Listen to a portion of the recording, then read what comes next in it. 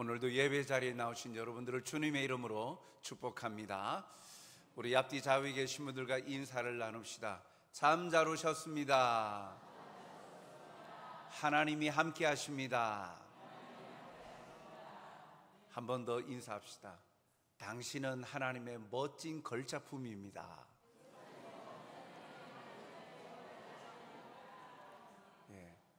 이렇게 서로가 서로를 바라보고 인사를 나눌 수 있다라는 것은 홀로 살아가는 세상이 아니라 관계 속에 살아가기 때문이죠. 우리나라 헌법에 보면 대표적인 여러 가지 의무 중에 국민의 의무 5가지가 나옵니다. 거기에 보면 교육의 의무, 국방의 의무, 납세의 의무, 근로의 의무, 또 환경 보존의 의무 등 이런 여러 가지 의무들이 나옵니다. 대한민국이라는 나라를 건강하게 세워가기 위해서 대한민국 안에 속한 모든 국민이라면 이러한 의무들을 다하여야 된다. 그래서 나라를 건강하게 세워가자라고 하는 약속이 헌법에 나와 있는 국민의 의무입니다. 혼자 살아간다면 의무 무엇이 필요하겠습니까? 자기 마음대로 살면 되죠. 그런데 혼자 살아가는 세상이 아니라 다른 사람들도 함께 공존하는 사회, 공동체이기 때문에 서로가 지켜야 될 그런 역할, 해야 될 역할과 지켜야 될 책임과 의무가 있는 것입니다. 그런데 우리가 살아가는 사회 공동체가 건강하지 못한 것, 힘들고 고통이 되는 사람, 고통받는 사람들이 많아지고 억울한 사람들이 많아지는 이유가 뭘까요? 각자가 해야 될 의무와 책임, 역할을 감당하지 못하기 때문이죠. 안 하기 때문입니다. 누군가는 그것을 등한시 여기고 자기 자신만을 위해서 교묘히 법망을 피해 다니기 때문에 그러한 일들이 일어나고 있지 않습니까? 이와 같이 관계 속에서는 서로 간에 책임과 의무가 있습니다. 그래야 그것을 다 할 때 건강한 사회, 공동체를 만들어갈 수 있죠.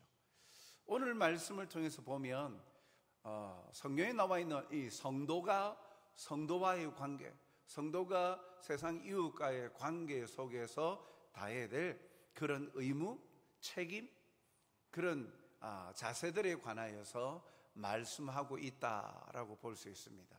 오늘 이 말씀을 통해서 우리에게 하시는 하나님의 말씀이 무엇인지, 그래서 우리가 살아가는 이 세상에서 우리가 무엇을 행하고 의무를 다해야 될까, 어떤 자세를 가져야 될까 하는 것을 깨달아서 우리가 속한 공동체가 건강하게 세워져가는 은혜가 임하기를 주님의 이름으로 축복합니다. 먼저 우리가 살펴볼 것은 성도와의 관계 속에서 성도의 자세, 태도에 대해서 먼저 살펴보고자 합니다. 그런데 특이한 점은 성도와의 관계 속에서 책임과 의무를 가져야 될 대상을 소개하면서 좀 특이하게 소개를 합니다. 오늘 1절 상반절을 보면 믿음이 강한 우리는 마땅히 믿음이 약한 자예 라고 소개를 하고 있어요. 믿음이 강한 자, 믿음이 약한 자. 성도와 성도와의 관계 속에서 성도가 어떻게 행동하여야 되느냐, 살아야 되는가 하는 그것에 대해서 표현하기를 믿음이 강하냐 약하냐 라는 것으로 표현을 하고 있습니다. 즉, 이 믿음이 강한 자가 믿음이 약한 자에 대하여서 가져야 될 의무를 먼저 말하고 있어요. 믿음이 강하다라는 것은 어떤 상황에도 환경에도 흔들리지 아니하고 꿋꿋이 그 믿음의 내용대로 그것을 지켜나가는 자들, 믿음이 강한 자이죠. 믿음이 약한 자는요, 믿음은 가지고 있는데 상황과 환경이 변할 때마다 그 믿고 있는 바대로 행하지 못하고 주저하고 오히려 또 의구심을 가지고 염려하면서 흔들리는 거죠. 꿋꿋하게 그 믿음의 길을 가지 못하고 이 길이 맞나 하면서 흔들리는 자들, 그걸 믿음이 약한 자라고 표현하고 있습니다. 그래서 오늘 말씀에 보면 1절을 다시 보면 믿음이 강한 우리는 마땅히 약한 자의 약점을 담당하고, 성도와 성도와의 관계, 믿음이 있는 자들이 성도 아닙니까? 그런데 믿음이 강한 자는 믿음이 약한 자에 대해서 취해야 될 태도, 의무가 있다. 무엇이냐? 믿음이 약한 자의 약점을 담당해야 된다라고 말씀하고 있어요. 강한 자가 약한 자의 약점을 담당하는 것이죠. 여기 마땅히라는 말은 너무나도 당연한 자세라는 겁니다. 강한 자라면 마땅히, 즉 믿음이 강한 자면 너무나도 당연하게 가져야 될 태도가 뭐냐? 믿음이 약한 자의 약점을 감당하는 것이다 라고 말하고 있는 거예요. 담당하다라는 이 말의 뜻이 돌봄의 의무와 책임을 말합니다. 즉 믿음이 강한 자는 약한 자를 돌보고 그들을 보호해야 될 책임이 있다라는 거예요. 성경은 강한 자가 약한 자에 대하여서 취할 자세는 약한 자를 돌보고 약한 자가 성숙해져 가도록 세우고 채워가는 일을 담당하는 것이 당연한 것이다 라고 말씀하고 있어요. 강한 자가 약한 자를 돌보는 것, 그 근본적인 출발점은 뭘까? 1절 하반절에 보니까 자기를 기쁘게 하지 아니할 것이라 라고 말씀합니다. 즉 자기를 기쁘게 한다는 것은 자기 마음 내키는 대로 행동하는 것을 자기를 기쁘게 하는 거예요. 그런데 기쁘게 하지 말라 그랬으니까 믿음이 강한 자는 자기 마음에 내키는 대로, 자기가 하고 싶어 하는 대로 하지 말라라는 거예요. 그러므로 이 말씀은 믿음이 약한 성도들이 연약한 모습을 보이더라도 믿음이 강한 성도들은 자기 기분대로 마음대로 비난하지 말고 오히려 그들의 약한 부분들을 돌봐주고 채워주라 라고 말씀하고 있는 것입니다. 사랑하는 성도 여러분, 이 말씀은 참으로 많은 것을 생각하게 하죠. 사실 우리가 살아가는 세상은 강자가 약자를 억압하고 누르고 짓밟는 원리가 작용하는 세상 아닙니까? 약육강식, 이 말은 배려하고 또한 그 배려한다고 하지만 결국은 자기에게 유리하고 좋은 방향으로 가려고 하는 행동을 취하는 것 아닙니까? 모든 행동의 출발이 자기 만족과 기쁨을 위하여서 행하는 세상, 그런 사회이죠. 예, 어찌 보면 그것이 자연스러운 것 아니냐 할 수 있죠. 그러나 성경은 강자의 기쁨을 위해서가 아니라 약자의 기쁨을 위하여서 강자는 자기의 기쁨을 내려놓고 약자를 위하여서 헌신하고 도와주라 라고 말씀하고 있는 것입니다. 그 성도는 자신만을 위해서 살아가는 자가 아니라 타인을 위하여서 배려하고 섬기는 자임을 말하고 있죠. 특히 믿음이 강한 자는 돌아보아서 믿음이 약한 자를 돌볼 책임이 있다는 거예요. 나만 잘 믿으면 돼가 아니라는 거예요. 나만 잘 믿으면 돼가 아니라 서로 돌아보아 사랑과 선행으로 서로 격려하고 세워가야 된다. 약한 자가 보이면 왜 저래가 아니라 약한 자가 보이면 충분히 믿음이 약함으로 말미암아 그렇게 흔들릴 수가 있고 넘어질 수 있다는 것을 알고 함께 넘어진 자를 부축해주고 일어설 수 있도록 도와주듯이 그렇게 도움을 베푸는 것이 성도가 성도와의 관계 속에서 가져야 될 의무이자 책임이다 라고 말씀하고 있는 것입니다. 우리는 어떻습니까? 어떻게 하든지 약점을 찾아내어 밝히고 깎아내려고 하는 세상적인 일반적인 사람의 모습과 동일한 약점을 우리가 가지고 살아가고 있지는 않습니까? 교회는 달라야 되는데, 예수님 믿는 사람은 달라야 되는데, 세상 사람들은 그렇게 생각하는데 우리도 똑같이 그렇게 살아가고 있지 않는가? 오늘 말씀은 분명하게 그 본을 제시해 주시죠. 믿음이 강한 자는 약한 자를 마땅히 돌보아주라. 자기 마음대로 재단하고 정죄하고 비판하고 깔아뭉개고 짓밟아서 그 위에 서려 하지 말고 주님의 몸된 교회의 지체로서 약한 자는 함께 돌봐주고 세워주라 라고 말씀하고 있는 것이죠. 즉 같은 지체된 성도들을 향해 우리가 취할 행동은 배려와 돌봄입니다. 그래서 우리의 눈에 약점이 들어오는 순간 그것을 무시하는 것이 아니라 그 약점을 어떻게 보완해 줄까? 그 약점으로 말미암아 항상 힘들고 넘어지는 지체들을 향하여, 성도들을 향하여서 어떻게 도와줄 수 있을까? 그래, 기도하는 마음으로 함께 자신의 경험이나 아니면 묵묵히 옆에서 또한 따뜻한 말 한마디로 격려해주고 응원해주면서 세워가는 것, 돌봐주고 세워가는 것, 그것이 믿음이 강한 자의 책무다라고 말씀합니다. 그로 인하여서 교회가, 공동체가 건강하게 세워져 갑니다. 그래서 오히려 믿음이 약한 자들은 대부분 자기 약함이 드러나는 것 수치스럽지 않습니까? 대부분의 사람들이 그렇죠. 뭔가 자기의 약점이 드러날 때는요, 떳떳해 하는 사람 아무도 없습니다. 숨기고 싶죠. 수치스럽게 여기기 때문입니다.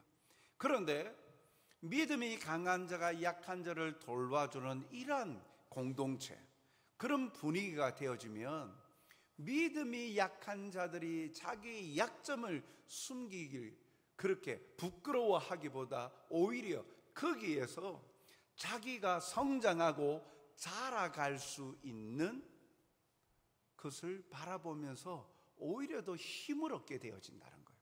그래서 더불어 함께 세워가는 공동체에 대한 감사가 넘쳐난, 다른 공동체에서는 경험하지 못하는, 다른 공동체에서는 항상 약한 것을 숨기고 강한 척 해야 되는데 자기의 약점을 숨기기 급급했는데, 이러한 건강한 교회 공동체 안에서는 숨기기보다 오히려 약한 부분들이 드러날 때 어디까지 자라갈 수 있는가, 성장하고 성숙할 수 있는 것에 대한 소망과 그런 것들이 생겨나면서 오히려 그 분위기 가운데에 더불어 함께 살아가는 재미와 또한 그 힘을 발견하게 되어지는 것이죠.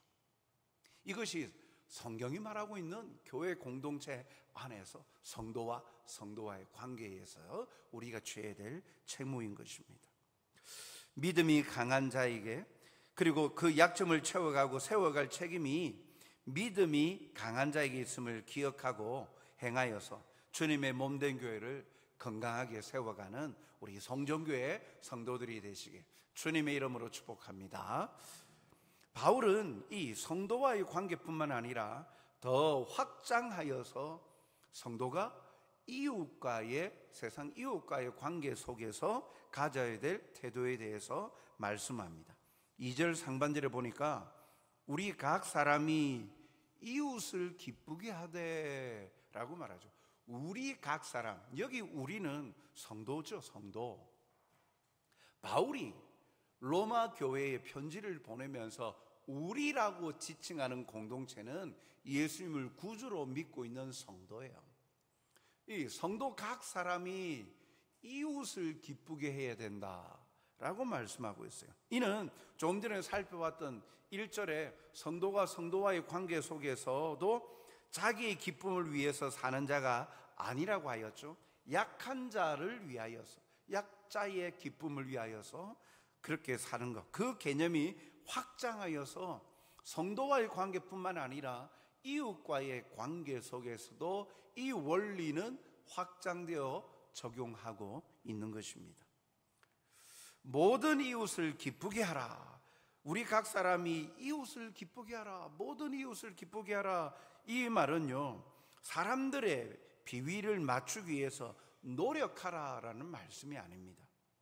그것은 이어지는 말씀을 통해서 이웃을 기쁘게 하는 그 방법 두 가지에 대해서 말씀하고 있는데, 첫째는 선을 이루는 것으로 이웃을 기쁘게 하라 라고 말합니다.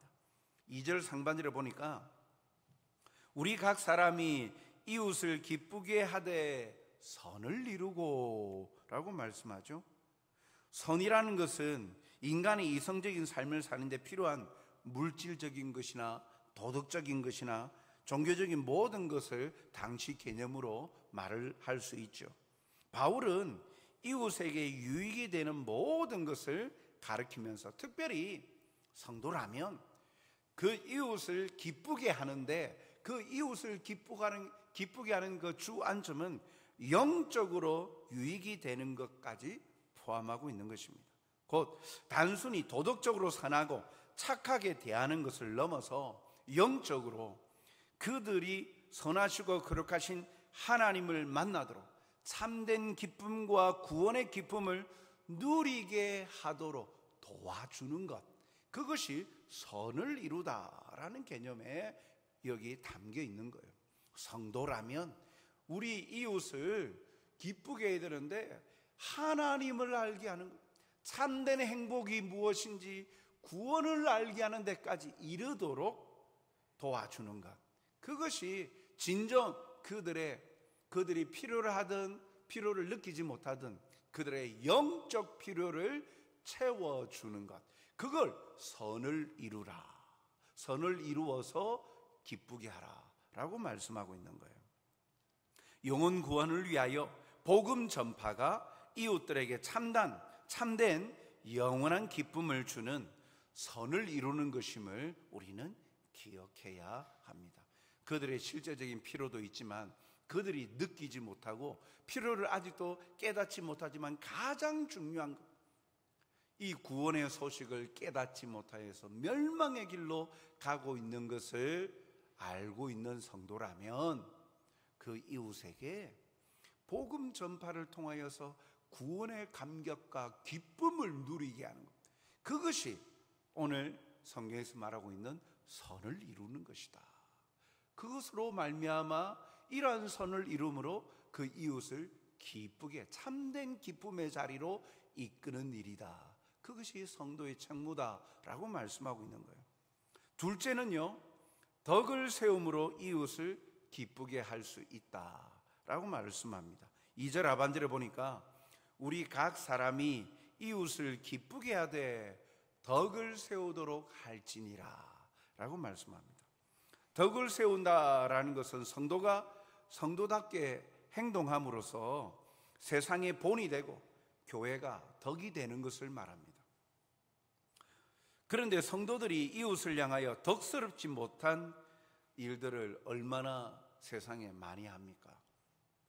안 좋은 일들 하는데 보면 물론 이단도 있습니다만 어디 목사다, 어디 장로다, 권사다, 예수님 믿는 사람이다, 교회 다니는 사람이다, 이런 사람들을 돋보이면서 사회의 범죄나 악에 대해서 이야기하는 뉴스들을 종종 듣지 않습니까?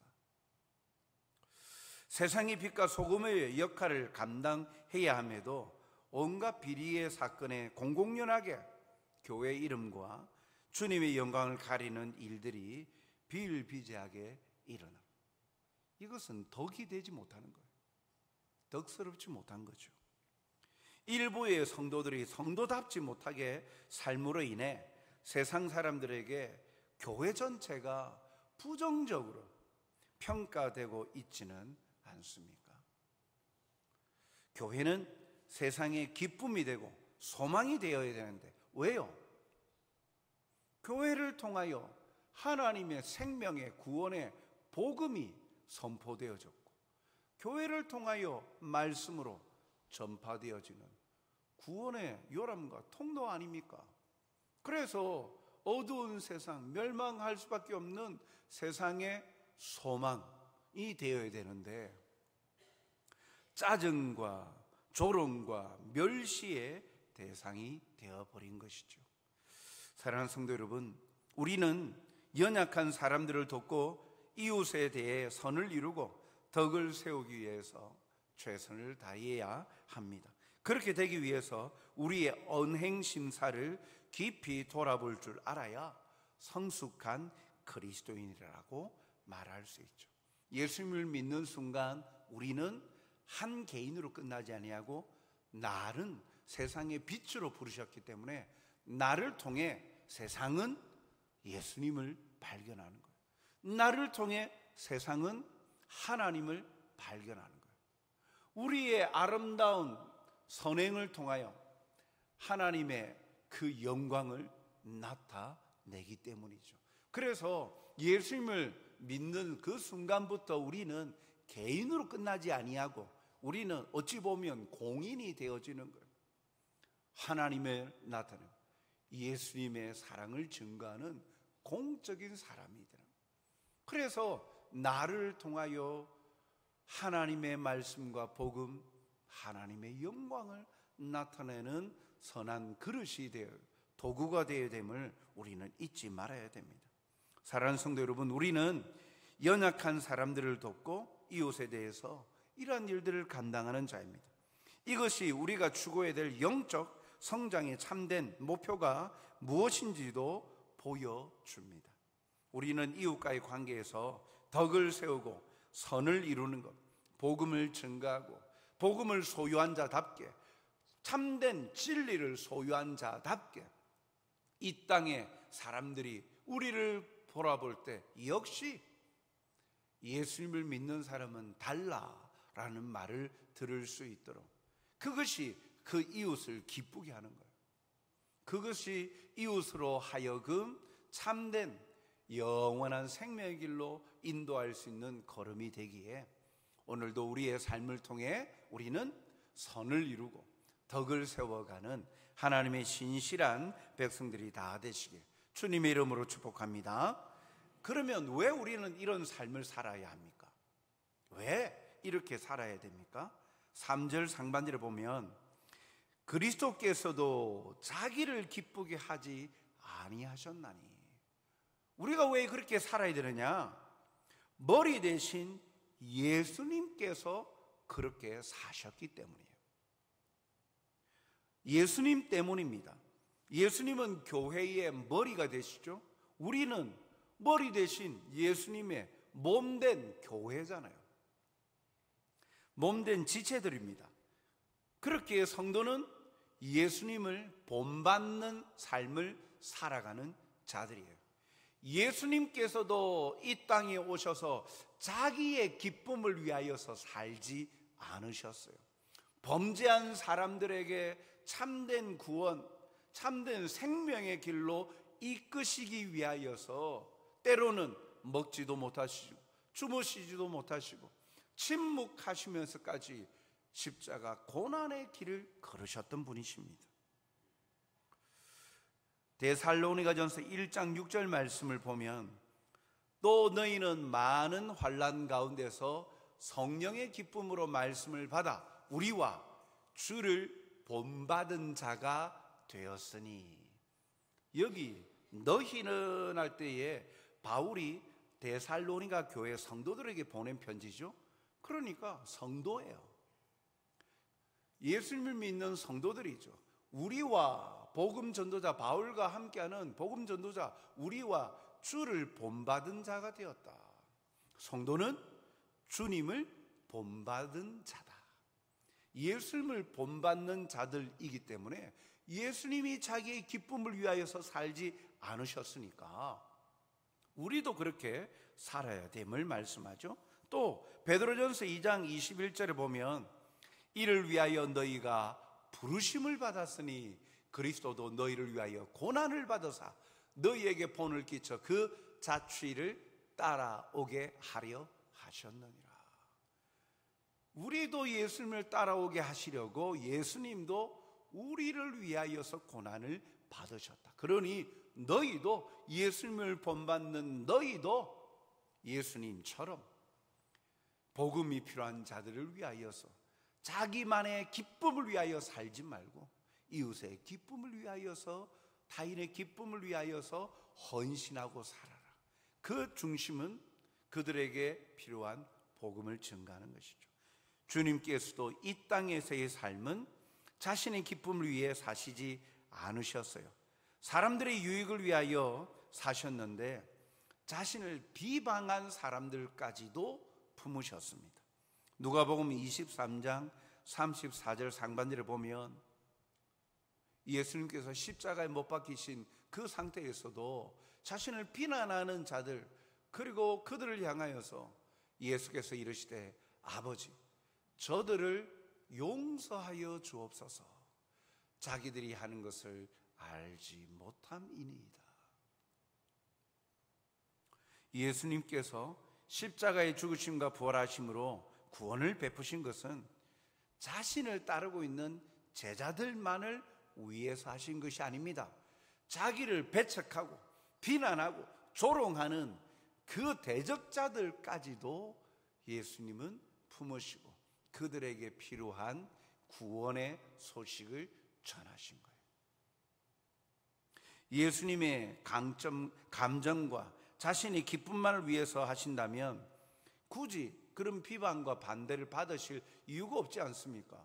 예수님은 히브리서에서 말하고 있듯이 예수님은 죄가 없으시다.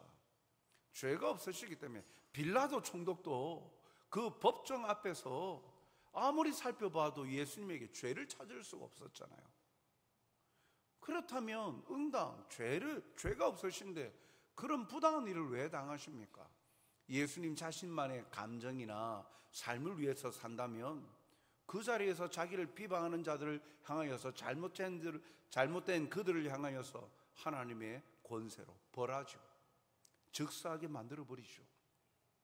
그런데 하나님의 뜻이 그것이 아니요, 사랑이신 주님도 그 방법이 아니라 자신의 희생을 통하여 참된 죄의 용서함을 받게 하고 구원의 길을 이루도록 헌신하신 것이죠.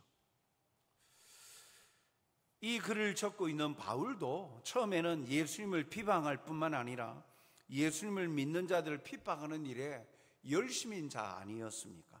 그러나 바울이 그가 예수님을 인격적으로 만나고서는 그도 예수님을 본받아 자신의 기쁨과 영광을 위하여 살지 않고 오직 주님을 본받는 삶, 그래서 주님이 존귀해지는 자리로 나아간 것이죠.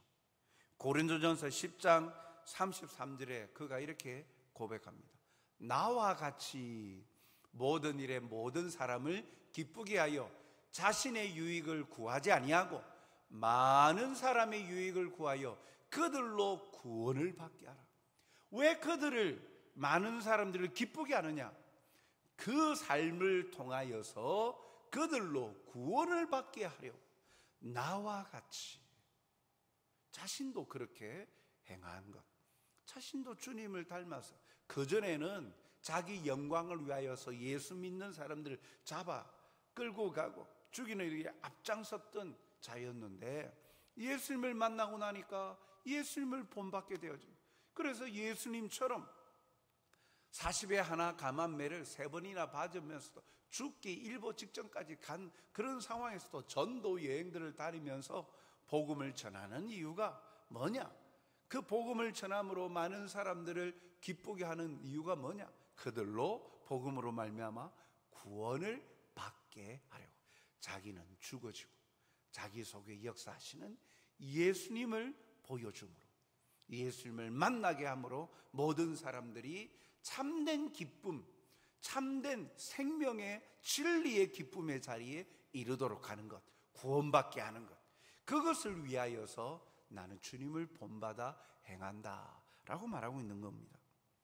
성도가 자신의 유익과 기쁨을 위해 살지 않고 타인의 유익을 구하며 사는 것은 그들로 구원받게 하려고 하는 것이죠. 이것이 세상을 향한 성도의 사명, 책무인 것입니다. 예수님을 자기를 기쁘시게 하지 않고 사람들을 유익을 위해서 사셨고 자신을 비방하는 사람들까지 품으셨습니다. 자신을 향한 적대감까지 이겨내신 분이 주님이시고 그 주님으로 말미암아 우리도 구원받았으니 주님처럼 자신을 위해서가 아니라 이웃을 구원하기 위해서 선을 이루고 덕을 세워 가야 됨을 말씀하고 있는 것입니다.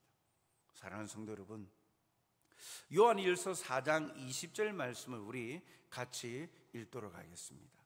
요한일서 4장 20절 말씀.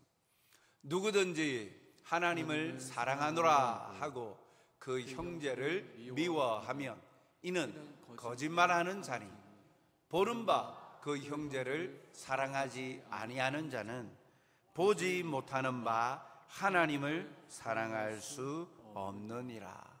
아멘. 말씀 그대로 사람들과의 관계를 건강하게 맺지 못하면서 하나님과 관계가 건강하다 말할 수 없다는 거예요. 눈에 보이지 않는 하나님을 사랑한다 하면서 눈앞에 있는 사람들마저 사랑하지 못하는 것, 사랑하지 않는 것, 그건 이기적이요, 위선이요, 거짓이다 라고 말씀하고 있는 것입니다. 우리는 다른 사람들과의 관계에서 선을 이루고 덕을 세우기 위해서 힘을 써야 됩니다. 그러기 위해서 나의 기분이나 감정대로 말하고 행동하는 것이 아니라 말씀대로 주님처럼 행하는 것이죠. 그것이 나도 살리고 다른 사람도 살리고 우리가 속한 공동체도 건강하게 세우는 것입니다.